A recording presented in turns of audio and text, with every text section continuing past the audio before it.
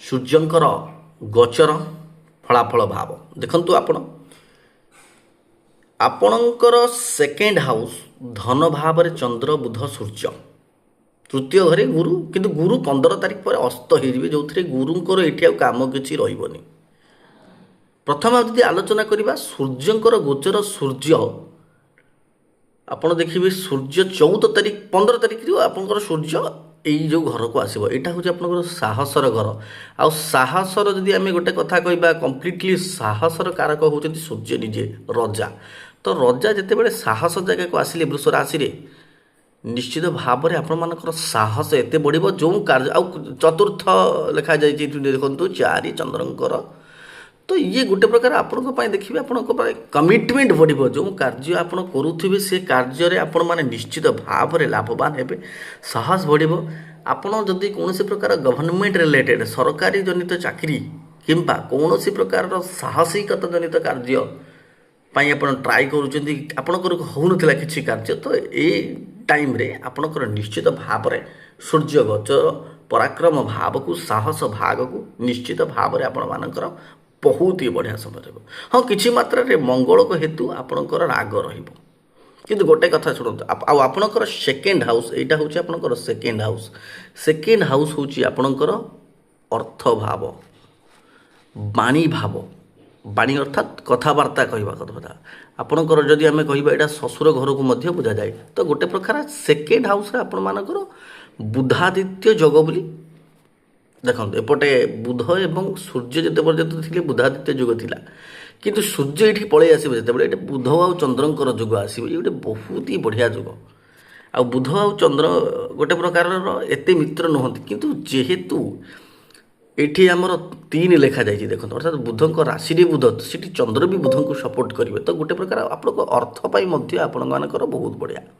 But ସବୁଠୁ important କଥା ମୁଁ ଯଦି କହିବି ଆପଣମାନଙ୍କୁ ଆପଣଙ୍କ ଜାତକରେ ପ୍ରେମରେ ଅତ୍ୟନ୍ତ ସଫଳତା ଦେଖ ଚନ୍ଦ୍ର ହେଉଛନ୍ତି ଗୋଟେ ପ୍ରକାରର ଅତ୍ୟନ୍ତ ଥଣ୍ଡା ଗ୍ରହ ଆଉ ପ୍ରେମ ପାଇଁ ଚନ୍ଦ୍ର ଗ୍ରହଙ୍କର ଯେଉଁ ଦେଖିବେ ଆପଣଙ୍କର ବହୁତ ଅବଦାନ ଅଛି। ତ ବୁଧ ମଧ୍ୟ ଅତ୍ୟନ୍ତ ଶୁଭ ଗ୍ରହ ତ ଆପଣ ଦେଖନ୍ତୁ ପ୍ରେମର ଘର ହେଉଛି ପଞ୍ଚମ ଘରେ 6 ଲେଖାଯାଇଛି ଅର୍ଥାତ୍ ଏଠି ମଧ୍ୟ ଏଇ ଜାଗାଟାରେ ମଧ୍ୟ ବୁଧଙ୍କର ଆଧିପତ୍ୟ ରହୁଛି। ତ ବୃଷ ରାଶି ଆପଣ ଆଦୌ ଚିନ୍ତା କରନ୍ତୁନି ପ୍ରେମ ସଫଳତା ଅତ୍ୟନ୍ତ ବଢ଼ିଆ ଆପଣମାନଙ୍କର ଦେଖନ୍ତୁ ଏଇଠି ଏଇ ଯେଉଁ 1 2 3 4 5 ପଞ୍ଚମ ଘର ହେଉଛି ଆପଣଙ୍କର ପୂର୍ବଜନ୍ମର ଘର ପ୍ରେମର ଘର ଟ୍ରେଡିଂ ସେୟାର ମାର୍କେଟର ଘର।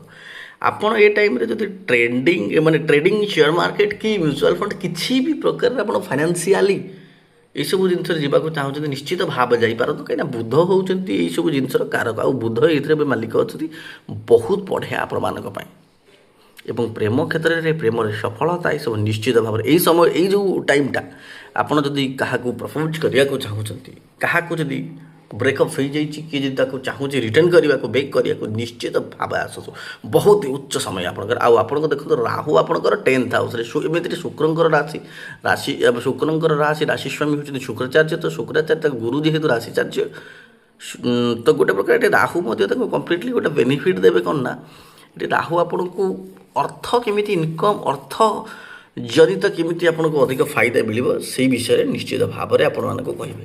ଆଉ ଗୋଟେ କଥା ଶନି ଆପଣମାନଙ୍କର ଏକାଦଶ ଭାବରେ ତ ଗୋଟେ ପ୍ରକାର ଏଇ ଅଳ୍ପ ସମୟ କଥା ଏଇଟା ବହୁତ ବଢ଼ିଆ ଗୋଚର ଏଇ ସମୟରେ ଆପଣ ସଫଳତା ନିଅନ୍ତୁ ଏଇ ସମୟରେ ସଫଳତା ନିଶ୍ଚିତ ଭାବରେ ଆପଣମାନଙ୍କୁ ମିଳିବ।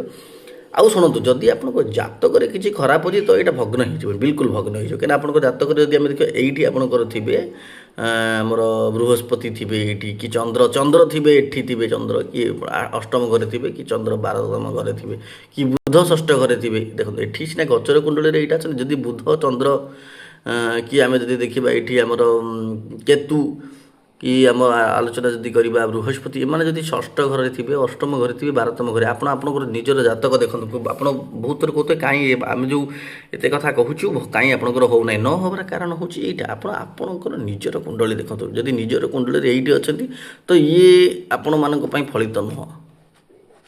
କୋଟି କୋଟି ଲୋକ ବୃଷ ରାଶିର କିଞ୍ଚିତ ମାତ୍ରାରେ ଫଳିତ କିନ୍ତୁ ଏଇ ଯେଉଁ ଶୁଭ ସମୟ କିମ୍ବା ଯେଉଁ ସବୁ ଶୁଭ ସମୟରେ ଆପଣ ତା'ର ଲାଭ ନେବାକୁ ଚାହୁଁଛନ୍ତି ତ ନିଶ୍ଚିତ ଭାବରେ ଆପଣ ପ୍ରଥମ କଥା ହେଉଛି ଆପଣଙ୍କ ଜାତକ ଦେଖନ୍ତୁ ଆପଣଙ୍କ ଜାତକରେ ଏଇ ଯେଉଁ ଷଷ୍ଠ ଘର ରହିଲା ଆପଣଙ୍କର ଦେଖନ୍ତୁ ଗୋଟେ କଥା ହେଉଛି ଷଷ୍ଠ ଘର ରୋଗ ଋଣ ଶତ୍ରୁଙ୍କର ଘର ଷଷ୍ଠ ଘର, ଅଷ୍ଟମ ଘର ପୀଡ଼ା ଘର, 12ତମ ଘର ବ୍ୟୟ ଘର। ତ ବହୁତ କଥା ଅଛି। ତ ଗୋଟେ କଥା ଅଛି ଯଦି ଆପଣଙ୍କର ଏଇ ତିନିଟା ଘରେ କି କୌଣସି ନିଜ ରାଶିରେ ଏଇସବୁ ଜାଗାରେ ବସିଥିବ ତ ଏଇସବୁ ଜିନିଷ ହେବନି। ଆପଣ ନିଜର ଜାତକ ଦେଖନ୍ତୁ। ହଁ ଆମକୁ ମଧ୍ୟ ଆପଣ କଲ୍ କରିପାରିବେ ଜାତକ ପ୍ରେଡ଼ିକ୍ସନ୍ ଆମେ ଆପଣଙ୍କୁ ନିଶ୍ଚିତ ଭାବରେ କହିବୁ କମ୍ପ୍ଲିଟଲି ଲାଇଫ୍ର ଯାହା ବି କଥା ଆମେ ଆପଣଙ୍କ ସାଥିରେ ଆଲୋଚନା କରିବା। ଆଉ ଆମେ କେବଳ ଗୋଟେ ଲଗ୍ନ ଚାର୍ଟ ନୁହଁ, ଆମେ କେବଳ ଲଗ୍ନ ଚାର୍ଟ ଦେଖିବାନି, ଆମେ ଆପଣଙ୍କ ପାଇଁ ଦେଖିବା କେପି ଚାର୍ଟ ଦେଖିବା, ଷୋଡ଼ଶ ବର୍ଗ ଦେଖିବା, ଏମିତି ଲାଲ କିତାବ ହିସାବରେ ବି କାମ କରିବା। ଇଭିନ୍ ଆମେ ଯେଉଁ ଜାତକରେ ଏଇଟା ଆମେ ଆପଣ ସବୁବେଳେ ଜାତକରେ ଲଗ୍ନ ଦେଖନ୍ତି ନା, ଲଗ୍ନ ଚାର୍ଟ ହେଉଛି ଗୋଟେ ନର୍ମାଲି ଆପଣଙ୍କର ନକ୍ସା, ତା ଭିତରକୁ ପଶିବାକୁ ହେଲେ ଆପଣଙ୍କୁ ବହୁତ କିଛି ଦେଖିବାକୁ ପଡ଼ିବ। ତ ସବୁଗୁଡ଼ାକ ଦେଖୁଛୁ ଆମେ। ଗୋଟେ କଥା କିଛି ସମୟରେ ଆମେ ଫୋନ୍ ଉଠାଇ ପାରୁନୁ ତ ଆପଣ ହ୍ୱାଟ୍ସଆପ୍ରେ ଡାଇରେକ୍ଟଲି ଆମକୁ ମେସେଜ୍ କରିଦିଅନ୍ତୁ। ଠିକ୍ ସମୟରେ ଆମ ପିଲା ନିଶ୍ଚିତ ଭାବରେ ଆପଣମାନଙ୍କୁ କଲ୍ ବ୍ୟାକ୍ କରିବେ। ହଁ ଅଳ୍ପ ସ୍ୱଳ୍ପ ବହୁତ ସ୍ୱଳ୍ପ ପ୍ରାପ୍ୟ ଆମର ଯେହେତୁ ଆମେ ସମୟ ଦେଉଛୁ ତ ନିଶ୍ଚିତ ଭାବରେ ଆପଣ ଆପଣଙ୍କ ଜାତକ ମଧ୍ୟ ଆନାଲାଇଜ୍ କରନ୍ତୁ। ପରିଶେଷରେ ଗୋଟେ କଥା ଶୁକ୍ର ଦେବଙ୍କର ବୀଜ ମନ୍ତ୍ର ପାଠ କରନ୍ତୁ, ମହାଦେବଙ୍କର ପ୍ରାର୍ଥନା କରନ୍ତୁ, ହନୁମାନ ଚାଳିଶା ପାଠ କରନ୍ତୁ। ଜୟ ଜଗନ୍ନାଥ।